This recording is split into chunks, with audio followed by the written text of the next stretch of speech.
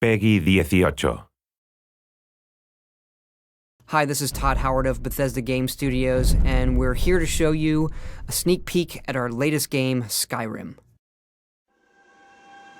Each time we do a new Elder Scrolls game, we'd like to start fresh, and Skyrim is no different. Coming off of Oblivion, and then the team did Fallout 3, we had a huge list of things we knew we wanted to do technically with the current generation of hardware and PCs to bring a virtual fantasy world to life. So we've rewritten the render, we've rewritten all the gameplay, the scripting language, the faces, the foliage, and all this comes together in our new engine we call the Creation Engine.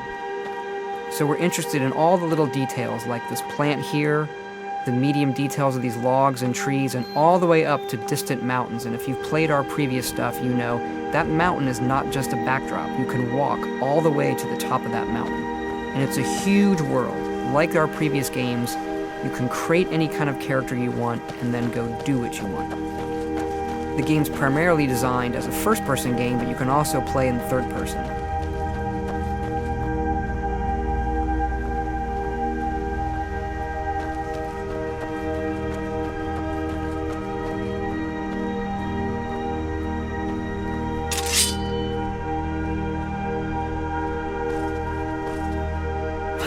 Our big motto for Skyrim is, you are who you play. So whatever you have in your hands, whatever you're using, you're going to get better at, and then you're going to level up. The right trigger does your right hand, and the left trigger does your left hand.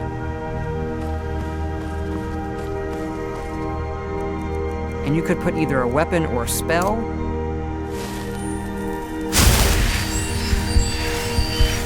You can also dual wield spells. What's really cool here is, if you put the same spell in both hands and pull both triggers, you can get a bigger, more powerful version of that spell.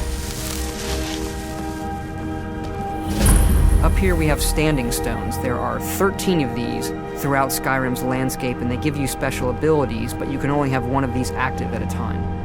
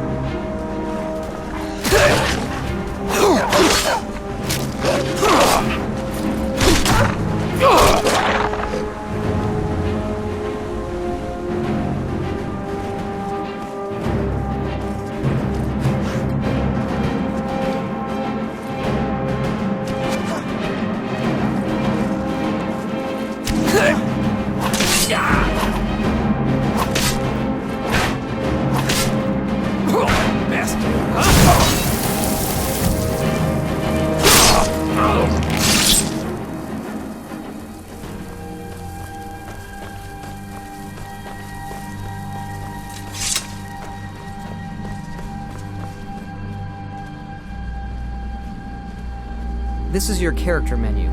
Here you can see all your items, not just what they do stat-wise, but also what they look like. Each of the thousands of objects you can find can be zoomed in, rotated, and looked at in high detail.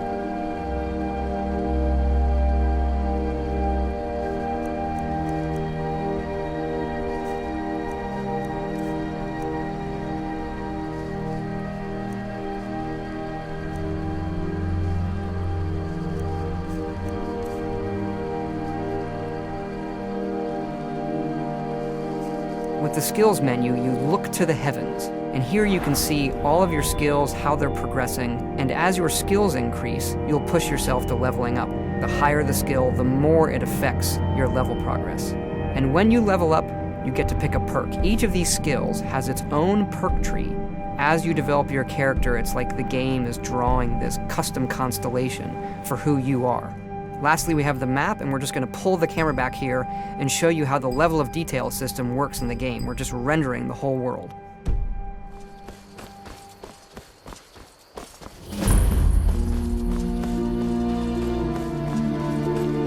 dragon! I saw a dragon! What? What is it now, brother?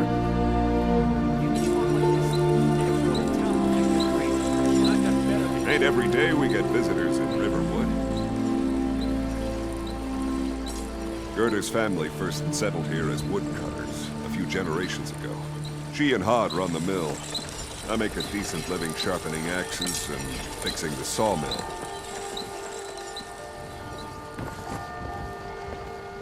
Here for work? Get an axe. Bring me all the wood you can chop.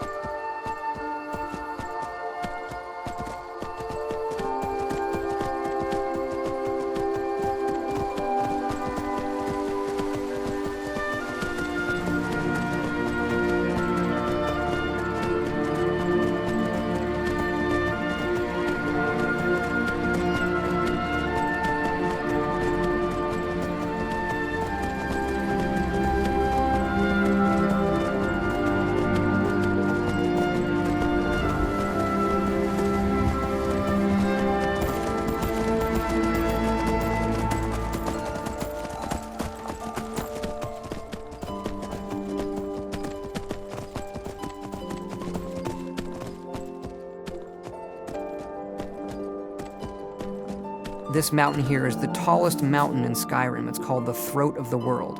It is home to the Greybeards, who are masters of the voice. The voice is the ability to use the language of dragons and form these magical shouts. And this is a power that you will learn throughout Skyrim's main quest.